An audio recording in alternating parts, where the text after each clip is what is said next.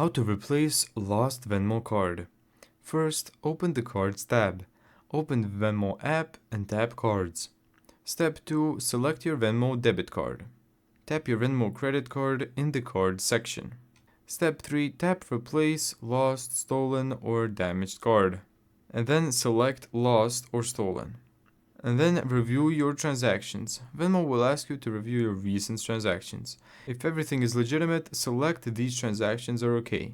If you see something suspicious, select something's wrong and get support instead. Step 6. Review your information. Check your information and shipping address. If something needs changing, tap the pencil icon. Otherwise, tap Confirm. Thank you so much for watching this video. If you found this tutorial helpful, make sure to give it a thumbs up and subscribe. And as always, see you in the next video.